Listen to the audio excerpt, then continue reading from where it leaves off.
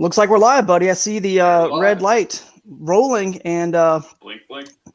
Yeah, it's gonna be a fun one. Just got off of Instagram Live, where I clued a few people in on the IG that we're going live here, going live in the current, if you will, as everyone sees the beautiful graphics. Dadgummit, it's always reverse. I'm pointing. I look like a moron all the time. It's actually I gotta do this. I don't know what I'm doing. But anyway, we are now live in the current. So this is exciting, man. It's been a little while. I don't know, not too long. We've been pretty good about every couple of weeks we do one of these. Yeah, this is more frequent than last year's podcasts were, for sure. Like regular, like old recorded video podcast. I guess you get rid of a worldwide pandemic, or at least you get it slowing down, and you don't have to deal with all that stuff that we had to deal with, and maybe we can have some sort of normal, live back into normalcy. Yes, creeping back. So as you can see, I'm not in my normal studio at home in Northeast Ohio. I'm here in the lovely Casa de Gregory in Cumming, Georgia, northeast of Atlanta. My sister and her family live here, and the beautiful Butler family. And my parents are here. And actually, right now, I got the place to myself, dude. So we should just throw a party because they all left. Do a tour. Yeah, they all left. All right, guys, scrap all the podcast ideas. We're doing a virtual tour of the Gregory household. That's right. And they're all at a banquet for my nephew. It's his football senior year in football this year. It was, and now they have a cool banquet they do for the team before they all kind of graduate and head on. So I think it's for the entire team. It's just to kind of celebrate the year-end banquet. So they're all there having a good time, celebrating an awesome career that my nephew Thomas had at South Forsyth High School right up here. But anyway, we got some cool topics, man. I'm telling you. Yeah, I know you have no idea, but yeah, I've texted you a little bit. Yeah, I read over the post. I have an idea, an inclination of what's going on. Mm-hmm. Glasses are dirty though. Okay, hang on. Let's see. It looks like this broadcast was deleted on Facebook to stream to Facebook, but it's only showing it's deleted on yours up there. I see it's not. Oh, it says Ken Morris. Here, let's try to. There, I got it. You got it back? Okay. Yeah. Sorry, guys. All right. Just joining in on mine, then you didn't miss much. It's just been some banter between Drew and I. Yeah, just a little banter here as we get things started. We got some people sort of tune in. I'm telling you, you guys go in there and share that we're live, and that'll help us out. We'll get some more people on here, some more comments, some more questions. Host us, please. Yeah, it's going to be an informative one tonight. I feel like it is. Should be. I feel like it always is. I do. We're hard on ourselves because, man, sometimes I got to be honest, guys. I forget how much I even have already forgotten about fishing and how much more that is than some people don't even know. And I'll tell you why I say that. It's not in some sort of like, oh, man, like an arrogant way. No, here's why I say that. Because Dustin Hoy, who's on, what's up, Dustin? He was with me down at Canoe, Kentucky. He actually just showed up after the seminar I did. I did a seminar at Canoe, Kentucky, one of the shops that carries the Crescent kayaks, lots of other brands of kayaks there. I mean, they carry New Canoe, Jackson. I'm trying to think what other brands. They have lots of brands. You guys go check them out. Cool shop for sure. It's been a couple years since I've been there, but it's cool shop. Right on the creek. It's a cool shop. I did a seminar there, and it was poor weather, whatever. We had a nice little turnout, though, and a good time. And the questions that people, I mean, they were all beginners. It was all I'm talking like beginners to fishing. Forget kayak fishing, just everything. They're like, what's a spinner bait? And I was like, wow, like what's this? It was way dialed back, but it was kind of cool in a way because it really, I mean, it's funny how many layers are to all the questions. If it's an advanced group, you can go so much deeper into things, and they're like, well, when to use this weight or that weight, and then you got to do I go deep into like line size affecting how deep something goes or how shallow, and it's like crazy what you can get into, but it just made me realize, like, man, people just don't know. They don't know what they have never even had a chance to know before. It's funny. So it just and it's kind of hard. Sometimes it's a hard pill or like a hard nugget to like get down into, because if you watch stuff like, a lot of people refer to like Wired to Fishing or Tactical Bass or like those sort of videos, but those videos are so long sometimes, and they're so in depth, you can really get lost in what they're talking about. So sometimes just the basics of the basics is what some people are looking for or what they need. Right. It's so true, man. It's so true. That's why those videos on YouTube are so popular. When you see some instructional stuff that's very beginner, it's just super popular. I mean, not everybody grew up like I did, you know, with my grandparents. My parents just fishermen took me fishing, and we just kind of just second it. It's like you learn stuff so easy when you're young. You just soak it in. You have more time. And so anyway, and sometimes I just think, man, this is so easy. Somebody else is going to figure this out at a tournament. Someone else is going to see this. This is so obvious. And then sometimes, you know, they're just not there, and I'm like blown away. But anyway, so let's talk about a couple things. One, did you by chance catch the Bassmaster Elite Series today?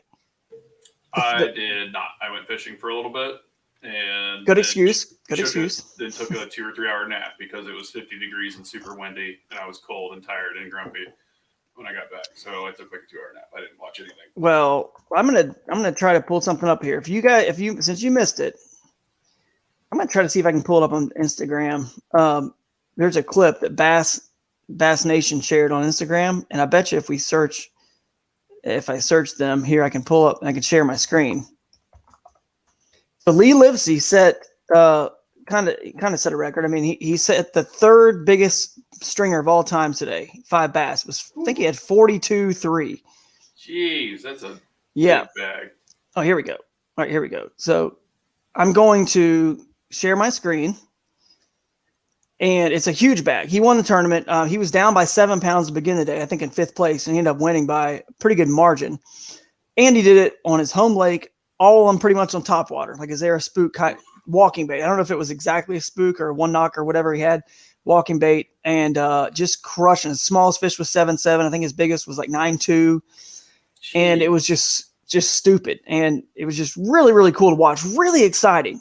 Now, fishing, guys, if you watch fishing, tell me if I'm wrong here, Ken, but if you watch fishing, similar to if you watch golf, the only people watching that, I mean, think about it, 4 days, it's on all day long on TV. Only people watching it are people that do that sport, that actually do the sport. Yeah. Is that about right to you? Yeah, it has to be, because there's no, other than like the actual fish catching time, which can be usually summed into like a 2-minute highlight video that somebody that's not into fishing may watch later. The process isn't something to watch unless you know what's going on. You know what I mean? It's very hard to like, because like you could put a golf tournament on the TV in front of me, and I know that too many swings is bad, and basically, right, I can read the number chart, but like seeing if they sliced or whatever, or hit it left or hit it right, or what, like, and what they did in their stance, and if their knees were bent, like I don't know any of that. I couldn't read that at all. Right. If I watch fishing like bass or MLF or whatever, I can tell what they're doing with their rod, what they're doing with their retrieve, how they're standing, stuff like that. Mm-hmm. I gain information from that, but that's because I'm into the sport. I know right. the techniques, like stuff like that. So I think it's very it can be painful for people to watch that don't understand that, because they're just watching somebody cast and cast and cast. Right. And cast. So very painful. I see what you're saying. It's nearly painful if you even do the sport, unless you're into it so hardcore like we are. It really is. It's like, It's not like watching paint dry, but it's not the most entertaining thing because the action happens so far apart. Mm-hmm. And even the action, unless you're really, a fisherman, you don't really, it's not like a wide receiver going up to catch a ball and it gets hit in midair and it's like obvious athleticism action. You don't, unless you know what it feels like to have a 4-pound or 5 or 6, 7-pound bass on the line, you don't really understand what's happening in that guy's heart. His you know what I mean? His heart rate, physiologic reaction. Yeah. The anxiety that's going through him. I mean, just, you don't get it. And so I've never seen anything like this in my life until today. This is a clip of a place called the Minnow Bucket. A Minnow Bucket's a bar on Lake Fork. It's, Lee Livesey is a guide and lives on Lake Fork. This is his home lake. And he is, as you guys know, or may not know if you're not watching, Lee Livesey he's won 1 tournament on the Bassmaster Elite Series last year in Lake Chickamauga. He is a very likable guy. He is, let's just party, let's go fishing, let's have fun. He's sponsored by Michelob Ultra. He's sponsored by Whiskey Myers, which is a band. That tells you the kind of personality this guy is. He's just fun. Let's let's go for it, swing for the fences kind of mentality whenever he's within range, which is what he did today. He just is like, I'm just going, what do I got to lose? Just try to catch a mega bag. Not that you're not always trying to do that, but there are certainly things you can do in places you can go, and you can take more of a risk in the Bassmaster Elite Series when you reach the final day because it's just the top 10. You can't fall further than 10th, right? Yeah. So he does that, and that's cool. But Bass Nation posted this. I don't know if you guys will be able to see this very well. Can you make this? How do we make that full screen? I don't know. There we go. So the only way I can describe this, guys, is this is incredible. To see all these people here at this bar at the Minnow Bucket, imagine that every one of them are just like you watching, that you understand bass fishing the way that I just explained. Ken and I just explained that we understand it when someone's hooked up with a big fish in a tournament. These people get it the same way that, everybody in the world understands when a World Cup soccer ball goes into a net from Team USA. They understand that's good. And that is how big that is to get one goal in the freaking World Cup, dude, against a team. Your odds go up just whatever, like crazy to win. Of course, we're fanatics about the World Cup and NFL and college football. And you see people react like this to those sports, but I've never seen anything like this in my life to bass fishing. Let's watch it. If I can make it go here, let's see.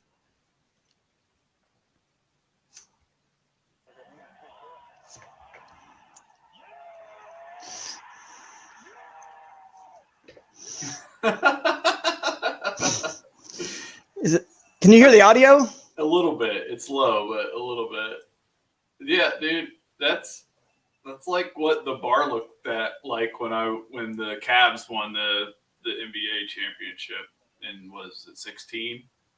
When LeBron and Kyrie and Love I remember exactly what bar on the final game when they clinched it, and that's exactly what it looked like for the basketball game, and that's crazy. That's funny.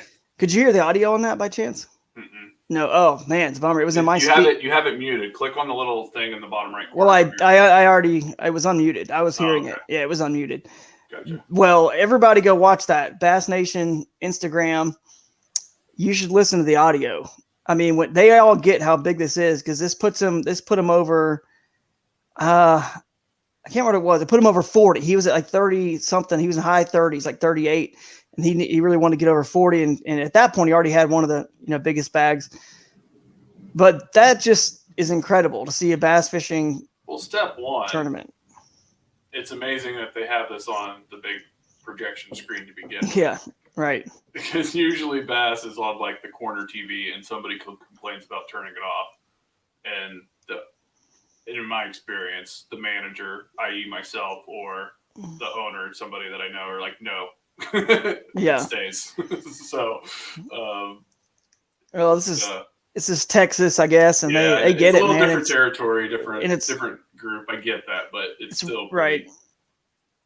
It's right on the water too. Right on the water. It's like they all understand and get it.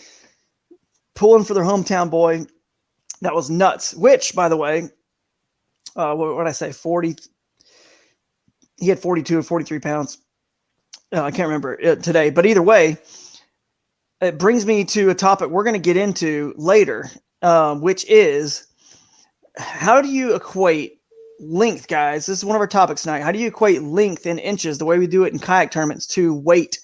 And Jason Willis has sent me a graphic that shows that.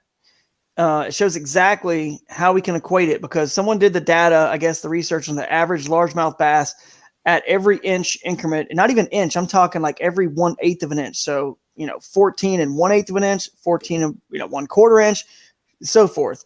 It changes. So we are going to now have a little bit of a chart, and I'm going to try to help us. Let's learn together here what a 80-pound bag is, what a 90-pound bag, what an 80-inch stringer is in kayak fishing compared to in five fish weight, because we kind of need to know that for our own standards, but also I'm hoping if we can, get the mainstream. Go ahead. I'm getting messages here already. Reports that's a fake video, that it's like a meme. But oh, really? Yeah, I don't know. I don't know the truth behind it, but I don't know. There's still that out there too. Whether it's true or not, it's still. I don't know. I was about to say if that's true. Now they didn't say it. Let's see if they said that on their I mean, it was a little bit nuts to me, but let's see if it's Yeah. if we pull up Bass Nation, I was like, this is insane. Yeah. I want it to be true so bad though. People could be joking. They could be. I don't know, man. I don't know how to research that stuff. I don't know. I mean, I could see it. But if they, dude, if someone did that, they faked it. Actually, look at the TV. Look at the TV when it scrolls. If you guys are watching this, you can look at the TV of the people on the upper deck. If it scrolls. Apparently, there's another one with the same group right here. Mm-hmm. It says there's one with the DVD plus screensaver waiting for it at the corner. So if it's that with the same group, all right. Well, that's good to know. That's good to know. But got duped. We got duped. I mean, I'm looking at the other TV in the corner when it pans over, and it's not the bass fishing. You know what I mean? The upper deck, which, you know, we got duped. They should have posted that. It was, I mean, it really. But either way, if that's even remotely what it looked like, that'd have been cool. I mean, it should. It should be. I mean, that's still funny. Should be the way. It's still funny. They got us, and it's funny. I mean, yeah, they got us. Yeah, it is what it is. His reaction was like that. I think. I now that you brought that up, I did look at. I didn't realize that's what it was, but I watched a short video and I saw it. Like he was like screaming and jumping on his boat. Mm-hmm. I didn't know that that's what that was. What was happening? I was just scrolling through Instagram, half asleep when I woke up from my nap. I think so. But yeah, he was definitely dancing around. So that was his reaction when he caught that fish for sure. Right.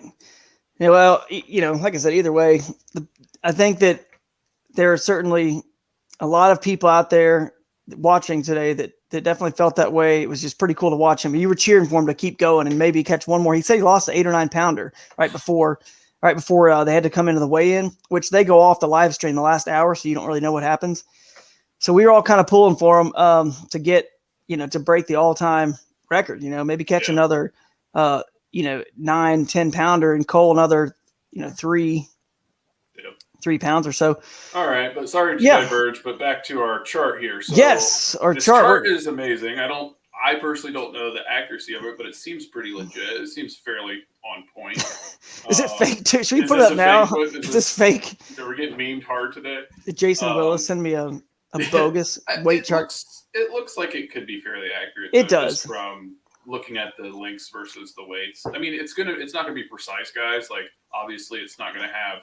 Did they just eat? Are they feeding for spawn? Are they full of eggs? Are they, doing the feed bag in the fall? Like it doesn't have any of it. Doesn't equivalent to that. It's kind of like based on averages. So it'll just give us a good idea of what things would be, of what a stringer 5 fish limit would be in inches versus weights. And that's all we need. You could obviously add like half a pound, potentially if it's a bigger fish in the spring to this. I would add like a little bit more. Yeah. And then I would also potentially take away certain other times of the year. But at Lake Fork, they were allowed to bring in one fish, the Bassmaster Elite Series, one fish, because that's a slot limit lake. At 24 inches and over, you can have in your possession one 24-inch fish, because this was a catch, weigh, release tournament for them, right? The only one they do like that. So we saw some, what they call overs, at 24 and over, come in that were 6 pounds. Chris Zaldane had one post spawn that was 6 pounds, like 4 ounces or something. Not big, but we saw some that were obviously bigger. Nothing quite hit 10. It's like one of the first times in a long time they haven't had a 10-pounder caught at Fork, but a lot of 9s, high 8s, mid 8s, and 9s. They were 24, but some that they were weighing were 8 pounds and they weren't even close to 24. Like Patrick Walters caught one that was like 21 something, weighed 8 pounds. So you can see how this kind of varies, but let's we will table that conversation. Unless you want to get into that now, since we're just talking about it. I don't know. What? I mean, say let's table that, and then. Let's see. Steve's saying, I would love to see a kayak event scored in weight.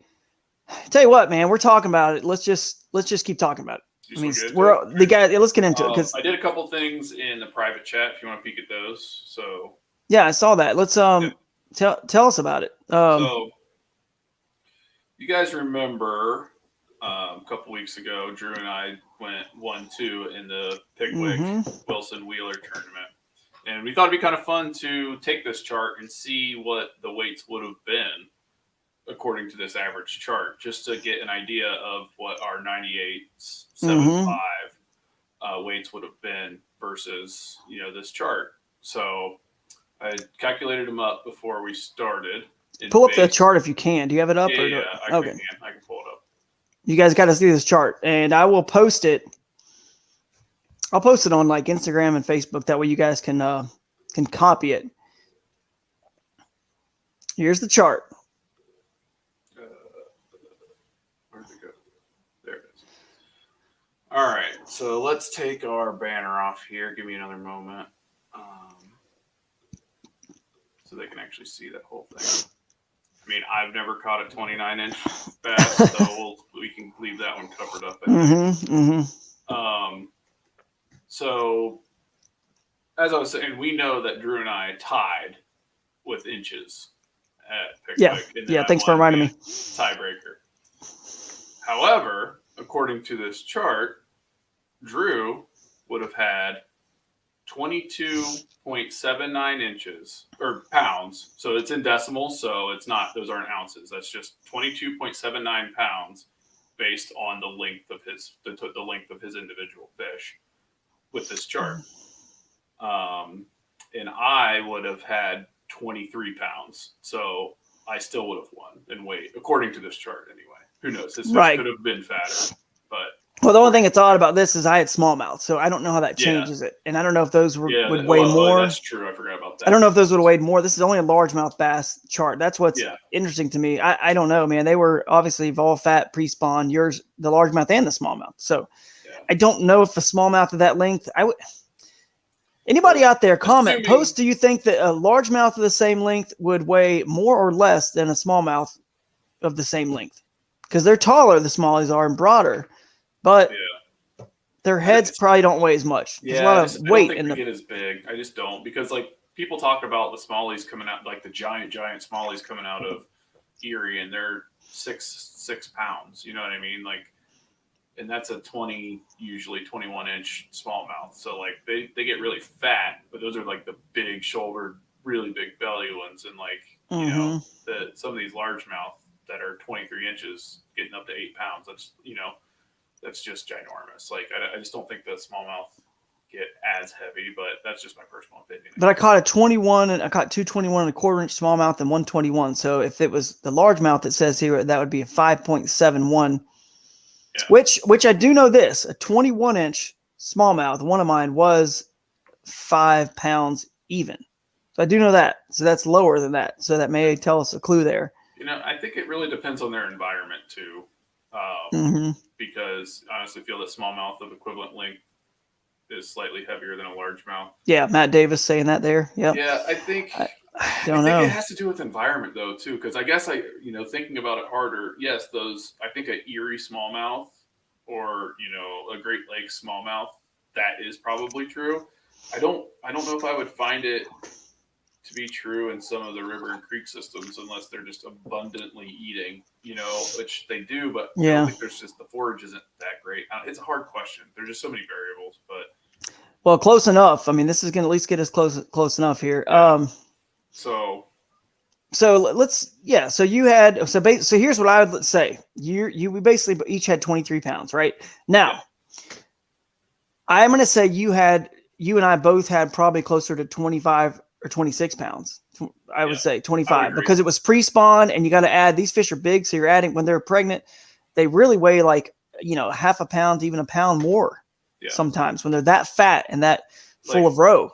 Yeah. I don't know if I have my pictures relatively available, but the 18 inchers, there's no way they were only 3.3 pounds. I'm pretty sure. Like, no way. I mean? Like my two smallest, the 18 inchers, I think they were more than 3.3 pounds. But I mean, no way. So let's take a look real quick at. I can pull this up on my screen. Wow, where do they do the daily weights? I'm trying to pull this up. I mean, I can just go off memory. I can tell you right now, I'm trying to pull up the results from Pickwick because the Bassmaster Elite Series was there the week before. And here we go. Day one. Let's just look. Day one results. Let's see. I'll just pull it up and tell you guys once it comes up here. So on day 1 in Pickwick, the largest bag was 25 pounds, 12 ounces, Kobe Krieger. Day 2 was Buddy Gross. Second place was Buddy Gross, 23-3, and then 21-3 from Bill Lowen, who eventually won. 21 Zaldane, Pipkins 21, 20 for Winlet. You get the idea. For 2 days straight, well, at least for me, you not that so much the second day, but the first day, I had that 23, which we think is probably closer to 25. So the same as, you had 25-ish, I'm thinking 25, 26. Yeah. So did I. And then for the second day, I had, 94 inches, not quite the 98 3/4. I think that was closer to a 21 pound, stringer. I could obviously do the math and figure it out with the chart, but I'm going to look at all the days real quick. So just comparison's sake, we were catching them as good as those guys, if not better. Day 2, Kobe Krieger had 25 pounds, Lowen with 21. That was the next best. I mean, we were easily over the huge vast majority of the field. Now, I know what people are going to say. Well, you're in kayaks. You can get to water they can't. Less pressure fish. Yes, that's a good point about the kayak.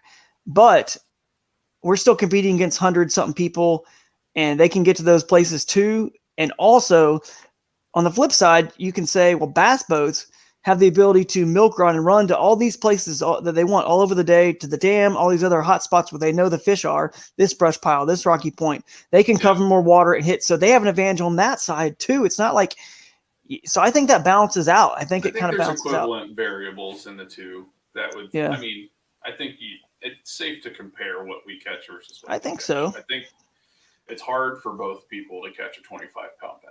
Like it just is. It's not super, super hard. And that's just a cool comparison. And every tournament's this way, man.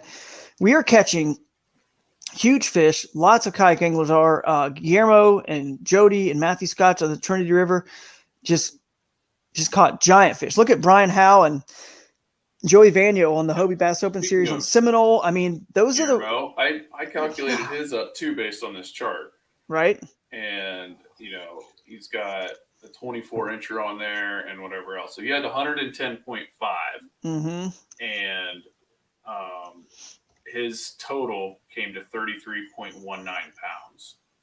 So 33-pound bag off of the 110 inches. But I don't let's. He had more than that. He had more than that. We know he had more. But here's why I know, because he weighed his 3 biggest. He had a 10-something, a 9-something, I want to say like an 8-something. It's 3. That already adds up to you know what I mean? It's like 28 pounds. And there's no way 2 fish were just 5 pounds, right? So 28, his 3 biggest he weighed were 28 pounds. So I think he had 37, 36, 37, 38. Picture right here. That's his big one. Oh, good God. There's no way. This chart, like I said, it'll give us an idea of what's going on. But, I mean, that's what, a 24-inch fish. So the chart says 8.52. Well, we know. Yeah, that's incorrect. How much did you say it weighed? 10. It was just over 10. Yeah. He weighed on a scale. So we know that one was 2 pounds off. A lot of girth. And this got shoulders all the way down to its butt. Right. And that's why we were saying, really, you got to add some weight for pre-spawn. So take that chart as a guideline, and then if you're catching them in pre-spawn, once they get over 5 pounds, or that they're that big, add a pound. You know what I mean? For any fish in pre-spawn, you can pretty much add a pound. If they're 2, 3, and 4 pounds, you got to add a half pound maybe. But anyway, that's pretty nuts, man. And Steve Fields was saying earlier he'd love to see kayak events scored in weight. Obviously, there's the reason we don't do it is because the way to cheat would be so easy. People put stuff down their mouth. You can take, how can you hold out your camera and take a picture of the fish on the scale showing the weight? But then how do you know someone's not cheating? You know what I mean? And putting something down their throat, it's just way too easy. And we don't have marshals. We don't have the money, the infrastructure to have marshals to do it. But I wish, maybe one day if there is a quote unquote elite series, we can do it. But I honestly think, I just think that we just need to get the world more conditioned to what it means to have caught 90 inches. You know what I mean? Yeah. I was just thinking about a fully decked out kayak with a marshal sitting in it just so he can motor around behind somebody and just hold out the scale, have to buddy up to him and sit right next to him. And somebody's falling off their kayak when they're trying to get their marshal to measure their fish. It was just playing out ridiculous in my brain right now. Sorry. Oh, he's saying doing that via length conversion. Well, that's tricky there, because then you kind of get into like. So what do you mean? Are you saying so do the length? Taking this chart, like you would publish this chart and say, we're going off of this chart. It doesn't matter how like actually big it is. We're following this chart, and it's not going to be 100% accurate. We're just going to post the numbers that this chart says that they weigh. Like, so your inches are still what's going to win the event, because there's nothing to variable the weights. Right. Well, I see what Steve's saying. He wants to post the inches. He wants to post the projected weight next to the inches. So that's what I like. I like that, Steve. Post the length, like the tournament's still length, but then have another column in your results, weight, conversion, weight conversion right there. And that way people can understand what it was in weight. And that will get more attention and turn the heads maybe a little bit of the bass boat world, who's already accustomed to understand what 20 pounds means, or 25 or 30, I think that would be cool, because I gotta be honest with you, man. I mean, a little chip on the shoulder that we just don't get. Feel like the kayak world, by the big bass boat world, still doesn't really get any sort of recognition or credit for how good the anglers are. They don't just get called up by these major shows to have people come on and talk about and teach and instruct and, how to do this and that. They just don't. It's like it didn't quite get the respect. I think this is one reason why, because they don't understand what we're really catching. They don't really get it, and they have a lot to cover. It's not like I'm upset at the mainstream bass fishing world. They have a lot to cover. There's three major tournament trails, and then MLF and Bass have their Toyota series and the Opens. There's a ton to cover. They can't do everything. We've created our own jargon within the kayaking world. So like an 18-inch or an 18-inch class, like, that's a good fish. Like, that's a good solid fish to have like in your boat. And people don't understand that could be a 3 to 4 pounder. Like, that doesn't click in a bit. They're like, oh, 18-inch fish. Like, okay. Like, you know what I mean? So, hey, go ahead. Well, let's do this. Maybe Steve can do it because he's watching. I know he could probably do this quicker than might distract us. Steve, if you can do this potentially, or anyone watching, help us figure out now with that conversion chart, which we can pull it back up, what an 80-inch stringer is equivalent to in the weight. What's a 90, or maybe you can go 80, 85, 90, 95, 100. And I'd be interested to see what that is. In my head, I feel like a 90-inch stays like a 20-pound bag or something. That's what I feel in my head. But I don't know. You know what I mean? Yeah. Well, an exact 100-inch day would be 4.68. So that would be 25 pounds. 25 pounds. So 100, yeah. So 100 is 25 pounds. Maybe like something like that. Somewhere in there. Less, yeah. And then that means 95 or 90 would probably be 23.4 pounds for 5 20-inch fish. Right. Based on this chart. Those are 20-inch fish probably caught post-spawn. Yeah. I would say definitely not pre-spawn, because even as Mark Edwards made a comment, Mark, you're right on. I mean, with what we've been saying, that, there's no way this chart is accurate, because it varies too much, and pre-spawn is just obviously they're way heavier. So just throw that up there. And the 90-inch day would be 5/18 on average. So that would be 16.5 pounds. So 90-inch day is 16.5 pounds. And I don't know. It feels like it's more than that to me. You know what I mean? 90's not easy. It feels like. Yeah. But 16.5 pounds, though, if you do that on the Bassmaster Elite Series for 4 days on most lakes, aside from Lake Fork, you're probably winning the tournament or coming close to it. You know what I mean? Yeah. Except for up north, those smallmouth lakes, when they average like 4 and 5 pounders, not so much there, but yeah, I can see that. So it's an interesting conversation.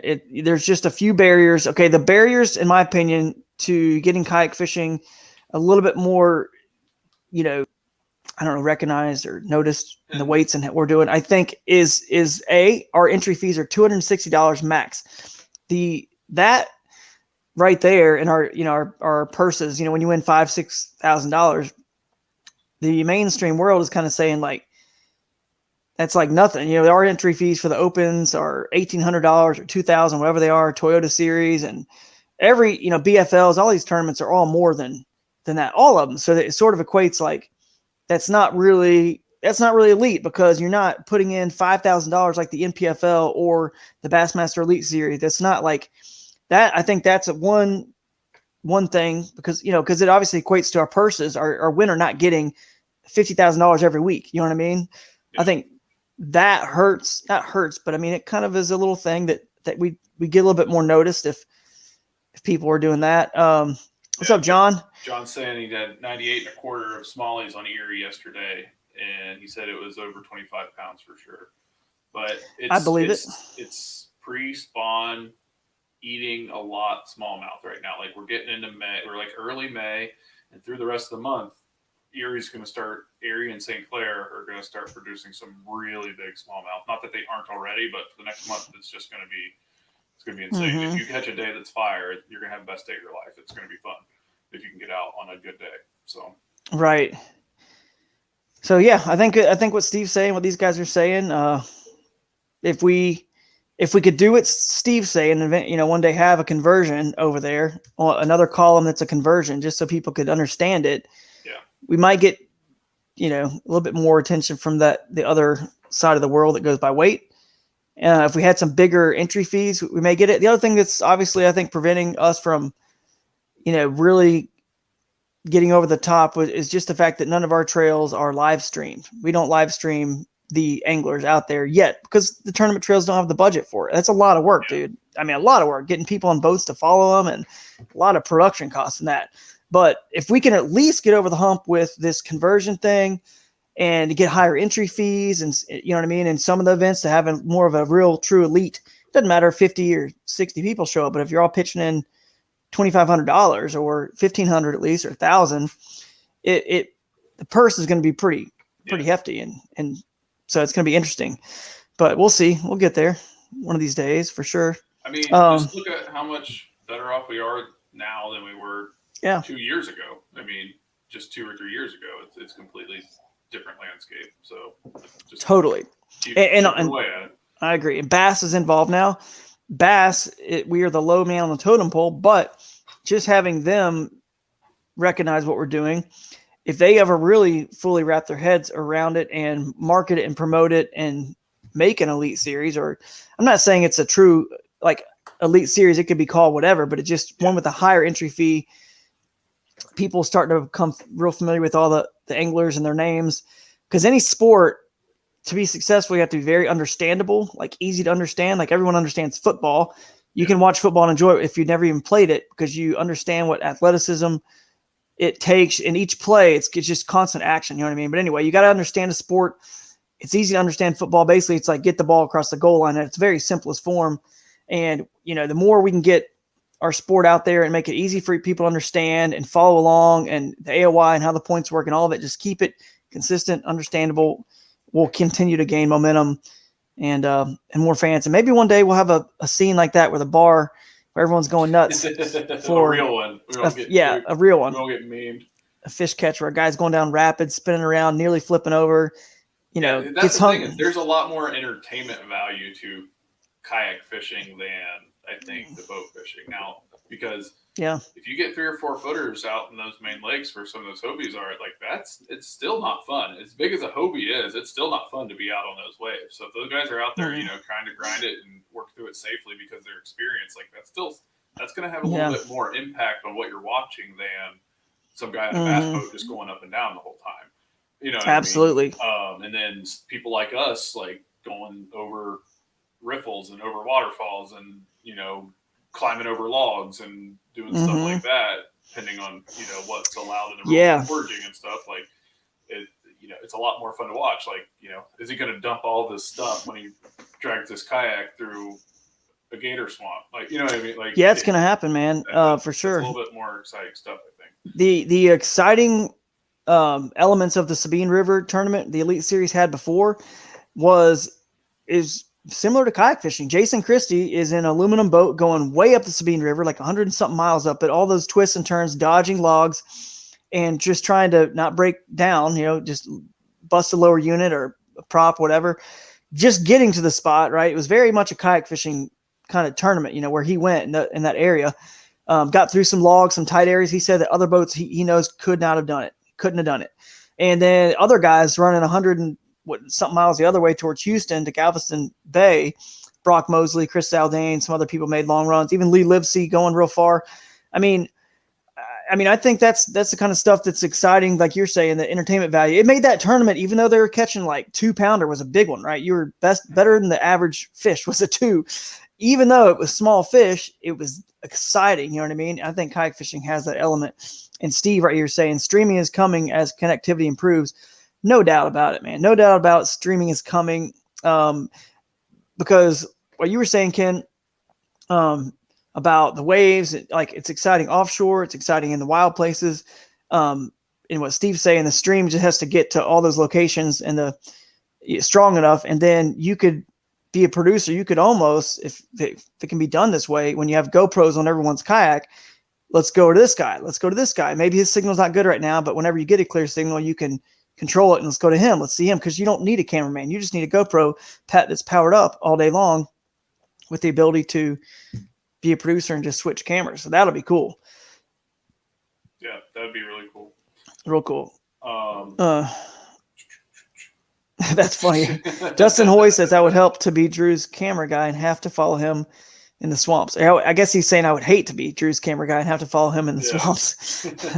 That's true. That's the only thing that concerns me about. I can just see that the Marshall sitting in the back there, like at the random draws, and somebody's like, Drew, like just like knowing that they're gonna have a day. It's not gonna be easy. It's not gonna be easy, man. I mean, filming Hooked on Wild Water, sometimes they couldn't keep up with me, and it was not a camera guy that was also had to paddle and pedal or whatever, motor the boat. There was a motor boat or a paddler in a tandem kayak paddling the camera guy. They had a hard time keeping up with me. And they only had to worry about one thing, just paddling. I'm fishing. And anyway, it was kind of nuts, but that's just kind of the way I fish, man. So that's a good conversation. Thanks for joining in with that conversation, guys. The weight versus length thing. And now that we kind of have a general idea, it's just good to know. I mean, you know, a lot of us could definitely catch them with those top bass boat series, and it's kind of motivating too. It is. Like to actually think of it like that. I've never thought of it like that. And, you know, seeing that I put up numbers that would have competed with those professionals on that same water in the same areas, like it's kind of like, oh, like we really like, yeah, you know, not that we didn't know, because that's what we're saying right now, but it was just, it's validating that it's like we really are putting up very similar numbers to quote unquote professionals. You would have won. You would have won any tournament on Pick Week that day, any bass boat tournament at the highest level, no doubt about it, based on what we just saw. And so let's move on, I guess, to another topic. Let's go to. I'll quickly recap what happened on Lake Dardanelle on the Hobie Bass Open Series for me. You said recap? Yeah, a little recap. Oh, a little Realtree recap. Realtree recap. Nice. Look at that, man. I have no clue if any sponsor even has an idea what we do over here, but that is a gorgeous little, what do you call that? A little overlay? It's an overlay. Yeah. Overlay. Some graphics. That is nice. That is nice. But anyway, we should clue them in that we actually do this, if they even know. So at Lake Dardanelle, Hobie Bass Open Series, I tell you what, man, this is going to bring up another cool topic we're going to talk about tonight, because I want to know what all you guys watching here right now think about what I did and if you would have done anything different. So, Ken, here's how it went down. I go to Dardanelle. Talked about this, so this may be this is new. New it's for like you. Old school, like that's right. The old podcast where I'm like, I don't know what's going on. Talk to me. Yeah, here's what happened. So I go to Dardanelle, and hang on, I got to reconnect my destination. This is a bummer. This is what's happening here today. Some issues today. There we go. Now it's good to go. It says good to go. Reconnected my Facebook. So on Lake Dardanelle, obviously I won there last year, and I was like, I got to go try to defend. You know, surely I'll do pretty good on Dardanelle again if I won, right? So I go back there. First day I drive into town. I don't know. I think it was Wednesday. So I'm going to have 3 days to practice. 2.5 days to practice. I get into town. I have a half day on Wednesday. So I get into town and my truck was making this like right before I left Ohio. But just by the way, I got my tires rotated on the Tacoma, rotated, aligned, and balanced because I had this vibration that was going on, and especially when I accelerate, this just vibration in the front end of the truck, especially. Something's not right. Okay, I'm sure my tires are out of alignment. Whatever. I get it done. Doesn't fix it. It still vibrates. And the guy says, "Dude, you probably got a transmission issue or a U-joint." I was like, "All right, well, I don't have time to get that fixed here in Ohio, so I just got to go to Arkansas." I get there midday Wednesday. First thing I did was drive to an auto body shop and say, "Hey, do you guys have time to?" I called them first. "You got time to take a look at this?" I said, "Bring it by. We probably will." And they didn't have anyone to look at it. So I said, "Hey, tell you what. Thursday morning, tomorrow morning, if I can come bring this in at 8 a.m., can y'all look at it right away?" He said, "Yeah." So I brought it in, and then I said, "Here's another crazy request." This is odd, I know, but you see that creek that's about a mile away? Someone's probably going to have to drive my truck, right, to feel the vibration, to kind of get a feeling of what's going on, right? I go, yeah. I said, "Can someone drop me off in my kayak at that creek right there? And then you guys work on the truck and then call me when the truck's done, and then someone just come like pick me up. I'll tell you where I'm at." So the bottom line is the next morning I show up and I basically had nothing. So it's a wash. All Wednesday's a wash. I drove around to like maybe one other spot and just kind of checked out some access points, but Wednesday's a wash. So Thursday I get up, I go to the auto body shop, and the guy drives me to the creek. He drops me off and I'm fishing all morning. And then they call me and they're like, "Yeah, dude, we got it. That's just a U-joint." I'm like, "Yeah, fix it. Go ahead." Because they said they had the part in town.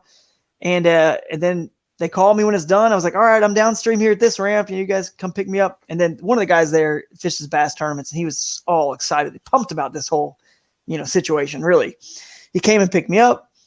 They told me, they're like, "Dude, it was $100, $100. How do you?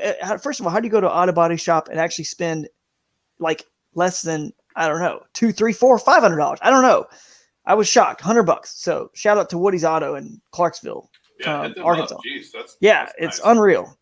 So they got it fixed. They picked me up, and then I had the rest of the half day. So now I'm basically down to 1.5 days because that creek wasn't like a place I was really going to like check out. I have 1.5 days of pre-fish. So I said, "All right, first thing I got to do, I got to go check out where I did well, the time before." So I put in, and little secret, letting out of the bag here, whatever. It's the live stream. This is the place for it. If you can let some out of the bag. I fished water that was out of bounds, pre-fishing. And I do that, guys. I do that kind of often. Little tip, and it's not even a tip. It's probably stupid, but I do that often. I fish water that's out of bounds often to get a feel for what's in that body of water. Whether it's out of bounds because there's a tree or something that's in the way that you can't get past, and in the Hobie rules, you can't get out of your kayak. Yeah. But I don't mind. Fishing out of bounds is fun because you get a feel for the mood of the fish in that creek or river or area, whatever. You get a feel for the water temperature, the bite, and it is fun because you can just wear out all the fish you want. It doesn't matter. That's what I was going to say. You can just fish as hard as you want if you're out of bounds. Go fishing. So I found some fish there, a lot of spotted bass, some decent ones.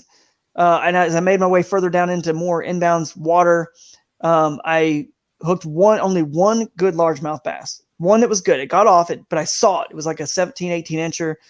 I mean, not like a giant, but a good one. So I said, okay, I think there's some big fish still here in this area where I did well last year when I won. So put that situation to bed, right?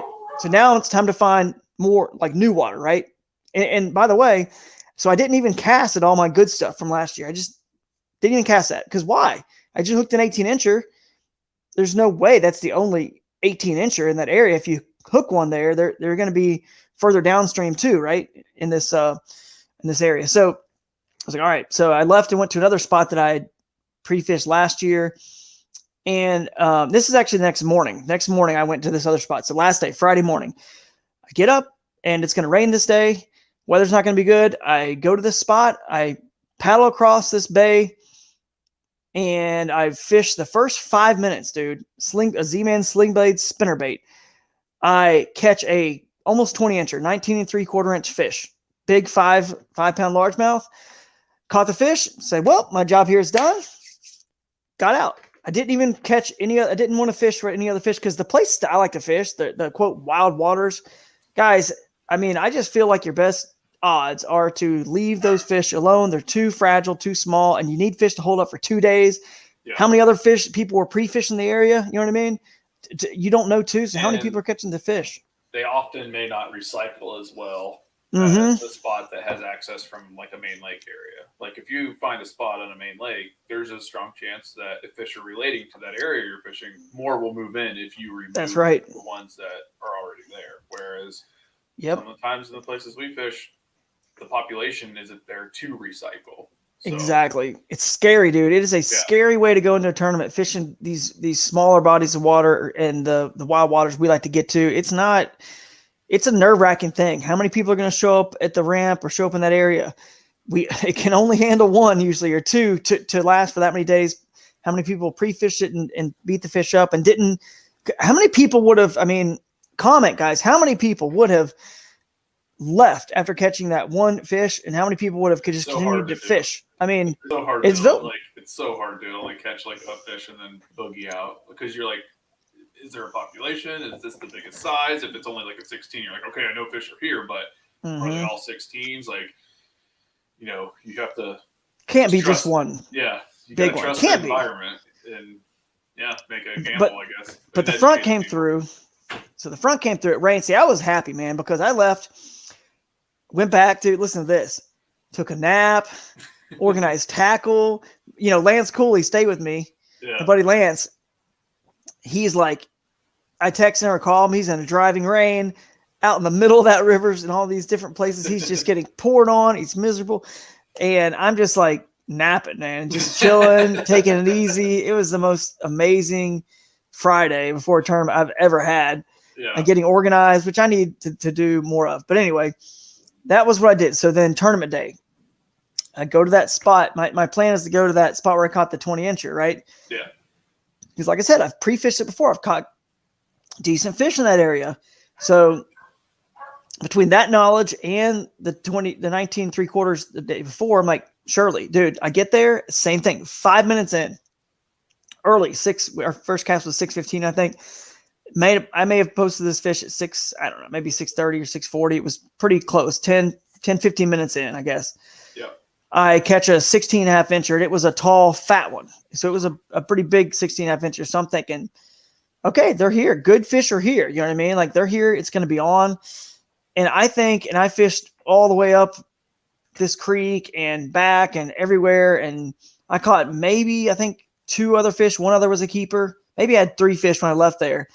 And I spent, probably 2.5 to 3 hours there. And that was it, dude. That was it. That fish lied to me somehow. It fooled me, or the weather change. The weather change changed them and moved them because it got cool and it changed. So I personally have 0 regrets. I feel like I did the right thing, because if I would have kept fishing for them, I probably wouldn't have caught them again for 2 more days. Yeah. Or if I would have caught them and the weather is what affected the bite, it wouldn't have mattered anyway. The weather has just changed it and they moved on me. But anyway, I went to another spot that had a little spot I thought I could get a limit out of real quick. I could put in. I did. I ended up catching my limit there. So now I feel good. I have a limit. So now I go to my good spot where I did really well last year and hooked that 18-ish, 17, 18-inch fish range. I go there thinking, okay, they're going to be here, right? Certainly that wasn't the only, dude, same thing. Like, I upgraded. I caught like a 15 or 15.5. Nothing, man. Just no big largemouth anywhere to be found, even though I hooked that one. So the same thing happened to me there, or the weather affected it. So I don't regret not casting and catching more fish pre-fishing, because I don't think it would have mattered. But bottom line is I got 46. Second day, same thing happened. They just weren't there. Tried to say it. Second day, I went to 5 different locations, 5 to put in, take out, because I figured I got to hit a home run and I got to find some big fish. So I did everything just a lot faster, real quick. Yeah. And just couldn't find a big bite, dude. The biggest fish of the entire tournament was that first one I caught, 16.5 inches. That's it. At one point though, funny story. I went down a different dirt road and I got stuck. My truck got stuck in mud so deep, because it didn't look deep. And I was actually checked it with a stick on the one tire tread area. The other side I didn't check. And I slid into that rut and it was like, deep. I had to put it in 4-wheel low, and I still couldn't get out. I'm backing up, going forward. I'm stuck in this hole, and I was just flooring it. I mean, mud's just spinning all over my Tacoma, and it's just covered in red mud. And I was moving like a centimeter at a time. I'm like, I'm still moving, like, go. And finally, the front tires caught enough to like get me out of there. And I only had 3 fish at that point. Otherwise, I would have had a much, much worse finish, but 46 out of 125. So I think the weather across the nation that day was pretty bad, because I had a pretty similar experience in a bite back here, and I was in Southern Ohio for both days. So it was rough catching them that weekend. It was. Yeah, but here's the thing though. And this also just shows where some smaller water, doesn't always play, especially smaller water that's close to a lake. I think those fish that are so close to the lake know the lake's there, and they want to go and spawn somewhere where it's calm and getting warmer in a back bay and things like that. So I think those fish just weren't in those type of waters. They moved out. But here's what's crazy, dude. If you would, 100 and most tournaments, if there's 125 people, if you just catch a limit a couple days in a row of 75 plus inches, like I did, 75, 76 something one day, you will be in like the top 20, 15, 20 usually. Yeah. But dude, people caught them. So I think the lake fish, the main lake fish, most of them went to the bank, and they were just easy pickings for all the lake anglers, because they still caught them. I'm not saying they like smashed them, but there was a ton of people that were at like 80 inches and up. It was unbelievable. That many people did well. Unbelievable. Yeah, it was pretty tight up top for the Dardanelle. I remember seeing that. So the question is, to you guys listening in your heads, to you guys watching right now, if you want to comment, would you have done anything different than what I did? Once you catch a big fish pre-fishing, do you continue to just hammer away at big fish, or do you just leave it alone, or do you wait till you catch maybe 2 or 3 big ones in an area, and then do you leave? Because I hear it all the time. People say, I had 90 inches pre-fishing. I had 95 the other day pre-fishing. I'm like, you would never hear me say I had 90 something inches ever pre-fishing, because I would never let myself get to 90 something inches. Although that's the Susquehanna, that's not true, because I accidentally caught some of those fish, because the smallmouth, they freaking are so fast that you can't pull your bait away from them in time. Anyway, I did catch 95 inches of pre-fishing there. Yeah. I mean, and if you guys know Lance and you follow him on Facebook or whatever, he had a very good post about this, and some comments in the thread, because he was talking about how many miles he covered in pre-fishing, and people are like, how was that even possible? And he went in to explain, like, you're targeting extremely high percentage areas. So you get to the point where, as fishermen like us or Lance, that are doing these higher national trails with a little bit more experience and knowledge, that you're talking about, like, you're only making casts to those high percentage areas. Yes, can you catch fish in some of the not so? If you pick apart a place and you actually fish it, you can catch fish in those not percentage areas. But basically, you're only going to fish 2 or 3 miles at that point. Whereas if you're putting in 10, 12, 15 miles in a day pre-fishing, you only want to cast, at the high percentage areas to see if a population's there, and leave it alone and keep moving. Like, it's a completely different mindset. You're not fishing. You're not fishing. You're taking in, like Lance said, like, and this is like, me pulling information from Lance's. You're pulling in the environment. You're looking at, does it look healthy? Does it look fishy? Are there fish actually here? Are the bait moving? Is there forage around? Like, you are physically, because you can look at something on a map and be like, oh, that's sweet. And you get there and I'm like, oh, this place is kind of cruddy. It might hold a fish. Or you can cover 10, 12, 15 miles and be like, okay, these are the hot spots. Can I do them all in one day? Do I need to focus on one? Like, you can break it down a little bit. Right. Better. You're on a mission, You're not fishing. Yeah, you're on a mission to go to these certain areas that you found on satellite imagery or Navionics or wherever. You're on a mission to hit X, Y, and Z spot that may be 2 and 3 miles apart, and you only care, like you said, to cast in those high percentage areas, the spots that you found. Most likely they're spots that boats can't get into or something unique. But anyway, this is a good conversation, good topic. I don't think I did anything. I don't think I would have done anything different. I think I would have kept it the same way. But to veer off on this similar sort of topic, kayak fishing strategy in pre-fishing and in the tournament it's really is different, man, than, bass boats you can't pick up and pull out. And in a perfect world, so bass boat, let's think about, they have now with Panoptics, a lot of tournaments are won with, all these brush piles. They might have 500 brush piles marked. They may have found them via graphing, pre-fishing. They may have found them satellite imagery when they take it back in history and they find the lake lower, boulders, whatever. Like they have 500 waypoints, let's say, and then maybe they run to milk run as fast as they can to all those 5 or 10 minutes here, 5 or 10 minutes there. They have a 250 horsepower motor. They can do that. Kayak fishing, I take a similar approach. If I have an area where I've found some fish, I want to find an area that's close meaning by paddle or pedal or motor, if that's allowed, close enough to get to a mile, 2-3 miles away max, that I can go to, that's kind of to piggyback on that main area. So now I've got like a couple different spots in that sort of zone. That's my mini lake, like the lake is the bass boat. That's my little area. But then you could do the opposite. Dardanelle is really cool because there's so many access points at Dardanelle, so much public access, that I said to myself, dude, I've got a spot that is, I can find a spot that's here, and then I can pull out quickly. It's not like I got to go 2-3 miles from that access. I just have to go a few hundred yards, fish it. I could, and then pull out, go to another one, fish it, pull out, go to another one. So it was a milk run by the truck, you know what I mean? Not on the water. So it's totally different. Your mindset, it's like, you just want to find stuff close by. What do you think about that? Yeah, I think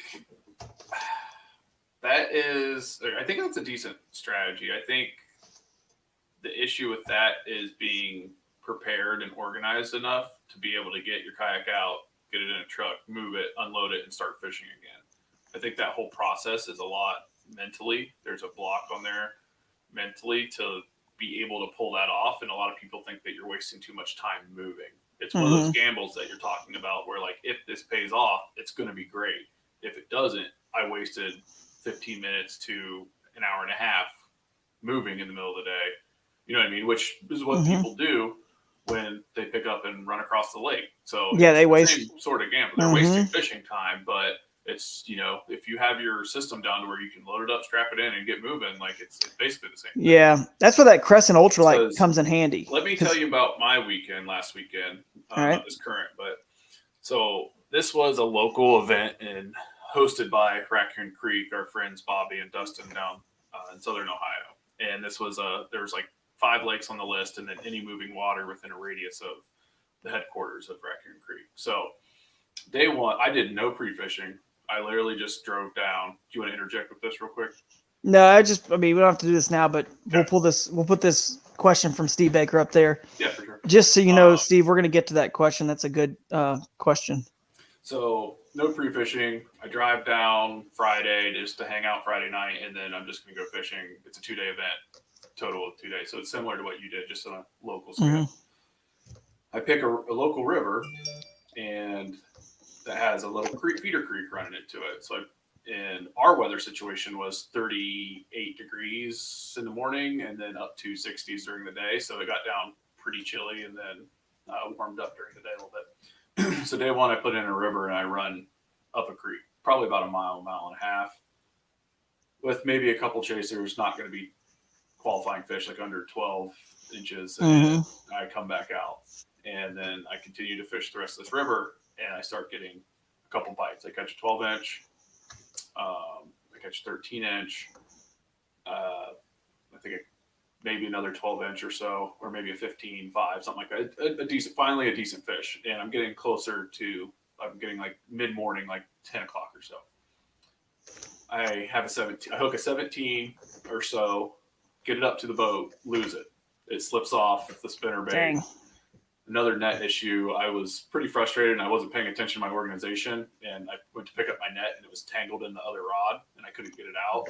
So then I went to try to land it by hand, and I'm not used to doing it like that. So it was funky, and the fish turned its head the one way, and the hook slipped out and the fish swam away. So it sucks. Moving on, I fished the rest of the day. The bite completely turned off. The sun went away. Didn't catch any more fish. So I have 3 fish on the board for a 5-fish day. So I'm like, well, this sucks. Like, what do you do? Yeah. But it turns out only like 3 people caught a limit that day at all. And there's 80 plus people in this local tournament. So it's a Good big turnout. tournament. Yeah, good turnout, big tournament. And I was sitting in 11th place with 3 fish.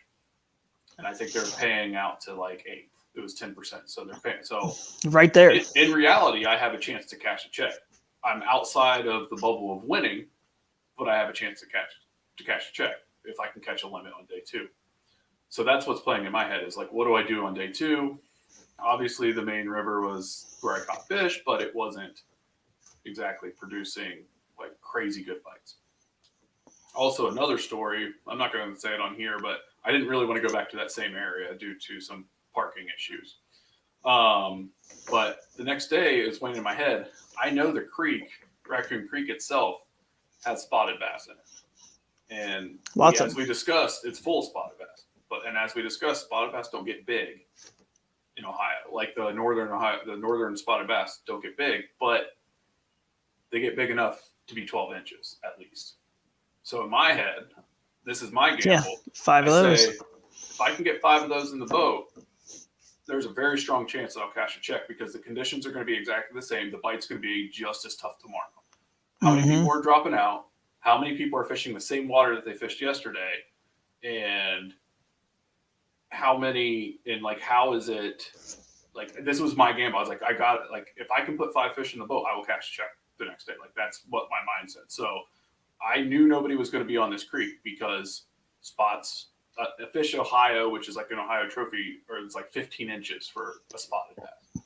So like I wasn't going for big fish. I was going for 5. And throughout the day, I caught 25 fish. 4 of them. Good numbers. Qualified. So jeez. I only caught 4 that were big enough to put on the board. And I think where I screwed up was I paddled upstream, and then I floated down to the actual outfitters. And what I should have done when I got to the outfitters, I still had like an hour and a half, 2 hours. What I could have done is I should have got in my truck and drove all the way back upstream to a different spot, like another half a mile upstream from where I put in the first time, and single access up into an area that not a lot of people float because it's not their float. Like the access is a little bit harder to get to. I should have gone up there and fished that untouched water. But what I did was I went down past their launch and fished the last hour below the launch, below the takeout, and then paddled back up. So in my mind, would I have changed? I have no idea. Would I have caught one more 12-inch fish? No idea. But now, in hindsight, I should have done the outboarding technique, the truck outboard technique, packed up and ran upstream and put back in. Yeah. That's just what I was thinking. Because had I caught that one, I moved up from 11th to 10th place with those 4 fish. And one more fish would have put me in 7th place. I would have cashed a check. Exactly like I said. Dude, you were right there. I would have cashed a check. Right there, man. Yep. I mean, I think that the truck outboard technique we're talking about it's valuable, like you said, if you can stay organized while you're fishing and you don't have to just cluster everywhere, and you can, like you said, quickly have a method where you can even keep stuff in the boat as you put it back in your truck or on your trailer, keep a lot of it there. So you don't have to like unload all the stuff, load it back. You got to have a strategy. And that's, like I said earlier, that's where that Crescent Ultralight really came in handy. 49 pounds, 10 pounds, just chunk in the back. Yeah. And even that CK1, I use some. Actually, here's a funny thing. I was in the light tackle, so it would have been my most throw and go kayak. Yeah. So, right. You could, it's not too bad. Here's a funny thing. I don't think anyone's ever done this before, but if you go back and look at my photos from day 1, Hobie Bass Open Series tournament on Dardanelle, I have a fish at the beginning that is in the CK1 Venture from Crescent, camo boat. And then later in the day, get this sun out of my face. Later in the day, I have photos in a lime green, a citron colored, it's like the color of this shirt right here, the real tree on this shirt, ultralight. I switch kayaks in the middle of the day. I don't think anyone's ever done that before in a tournament that I know of, but I'm sure anyone looking at my photos which no one probably was, that was like 76 inches in whatever place, 55th place after day 1. It was just funny because it was different. This is the same day. He's in a different kayak. So different tool for a different job. I needed to stand potentially in sight fish at one area. And so I used the one that I could stand in, the CK1 Venture.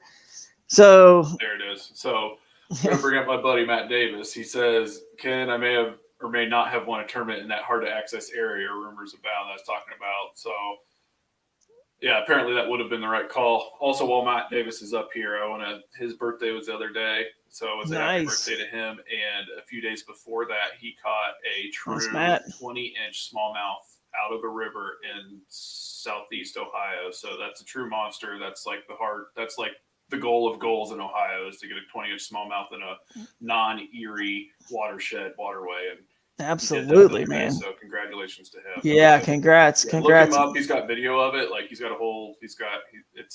fun thing to watch. So check it out. Yeah, congrats, Matt. Let's get back to Steve's question before we forget about it. Yep. Steve says, do either of you ever pre-fish with baits without hooks? And that way they don't remember being caught or they're still interested come tournament day. No, that definitely makes sense. A lot of people do that. A lot of people use just a screw lock, that screw lock feature, and without a hook, just the screw lock. That's it. You tie on straight to just the screw and screw on a soft plastic and just fish it. And, whether it's a frog, a topwater frog, whatever, you can use that. You can cut your hooks off. Other baits you obviously can't use a screw lock for, like a chatterbait, you'd have to cut the hook off or whatever. But I don't really do it a lot. And I'll tell you why. One, because my strategy in the places I fish, what just happened to me when I caught that big fish, Steve, I don't fish anymore. I leave. Once I've caught a big one, I basically am like, obviously I had these locations on my map as a potential area to pre-fish. They're all waypoints. They're all pins on a map. I'm trying to hit as many as I can during pre-fishing and see what's there. The second I catch a big one, it's like check, yes. Like that's a check mark to that spot. I'm out, dude. I want to find more good. I want to have as many good areas as I can potentially and see as much of this lake as in areas as potentially possible, because who knows how many people will show up there the next day.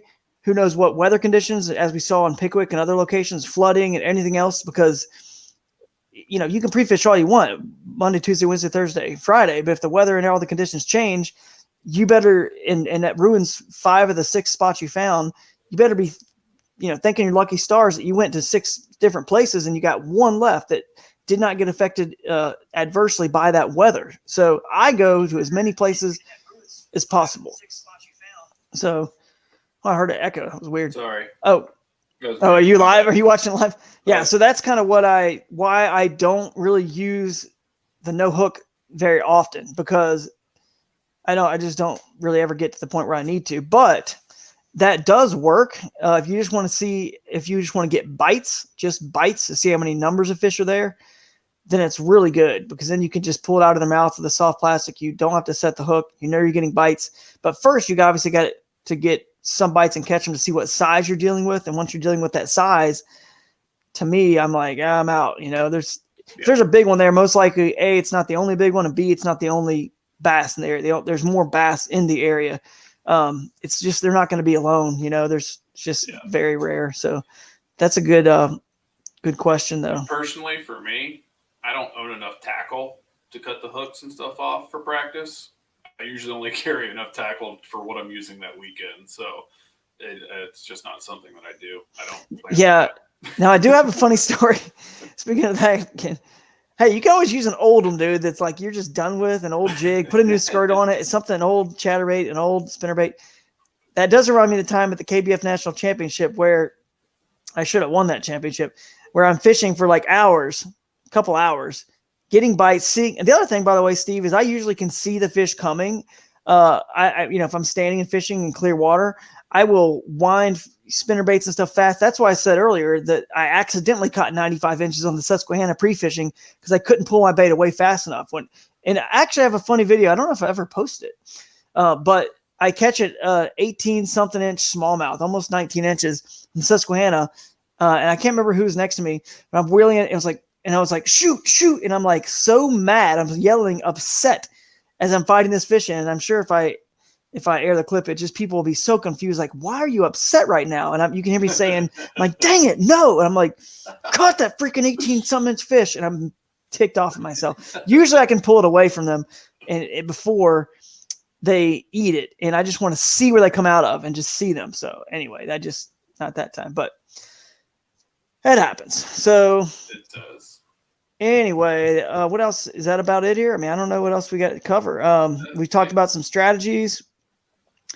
Talked about the chart. We'll have to post the chart on Facebook and Instagram so people can see that weight conversion chart. But next, what is next? Let's move on from the recap. You can change this overlay if you want. And let's talk about, oh, dude, we got to have the Drew Gregory chaos, the fishing chaos moment Yes. of the tournament. I did not tell you every week, guys. I'm going to tell you the, Drew's fishing chaos moment of the tournament. Here's my moment. And there's always something, man. Okay, first of all, the whole truck and all that was crazy. Getting stuck in the mud, I've explained that. But the one that I thought wasn't the moment. That wasn't was just normal. That was normal, right? The one that I would say was my fishing chaos moment on this trip had to be when I'm in a hurry launching and relaunching, this Crescent Ultralight.